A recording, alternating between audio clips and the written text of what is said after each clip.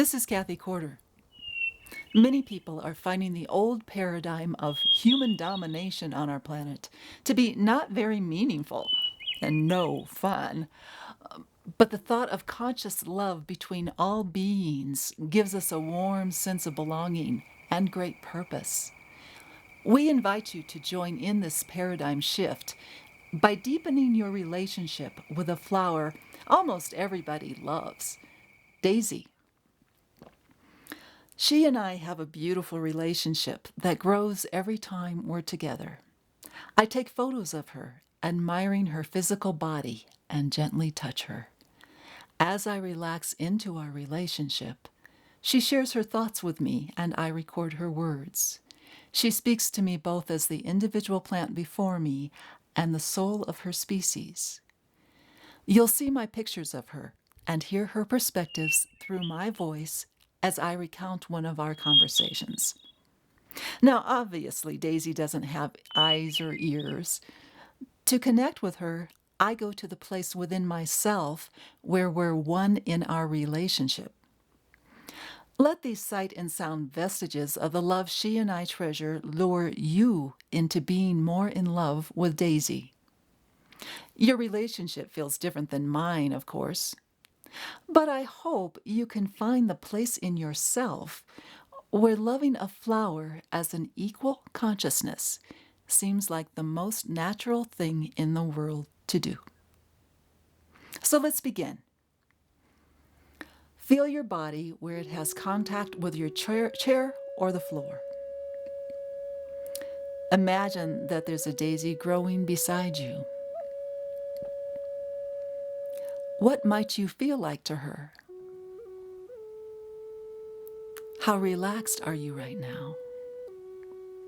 What mood are you in? How open are your petals, so to speak? Open, open, open, open, open, open, open.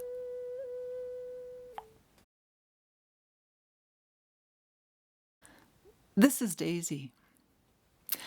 Humans find their longing for union with nature so excruciating that they pull away from it instead of going into it. We all come from the one, and the more differentiated we flowers and humans get, the stronger our longing grows. In that longing is the energy that makes for ecstasy in each other's presence. We don't wish to pull towards you and activate the magnetism of our longing for you more than you can handle. And yet, we're burning with passion, you might say, to enter your experience of experiencing us. My feeling is that you're lonely individuals in a species of lonely individuals.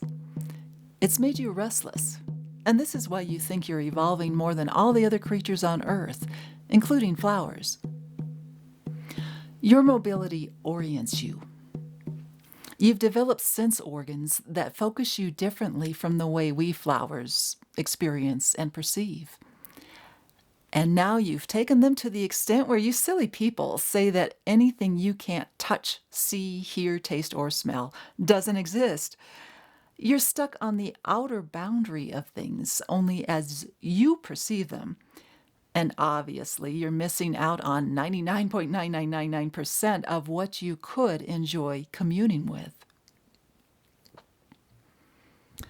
There's a focus you bring when you approach us that allows a bloom to feel like a bloom when it normally doesn't feel itself as a self. It's the coming alive under the gaze of another, whether that be through eyesight or touch or something even more subtle. It's the enlivening of an experience that's not accessible to us in any other way. In our desire to be close to you, we honor the human need and gift for being separate. In our longing to feel oneness with you, is an awareness that it wouldn't feel at all like experiencing oneness with the other creatures of the forest. We know the human has a capacity for observation, distance, and love from that distance that brings riding the edge between polarity and oneness to a more vivid, heightened experience than we can have with a non-human. This is the ecstasy of our nature and human polarity. My perception is that your world has become shallow and heartless because humans have shied away from the intimacy of greeting everything in the moment with this freshness of experience. This lack of ability to be intimate seems to be passed on like some genetic malformation. It's like someone squirted you with herbicides and your DNA has been damaged in your capacity for intimacy. My engaging you in this deep, deep longing and the relationship that arises between us, if there's work to be done, this is it.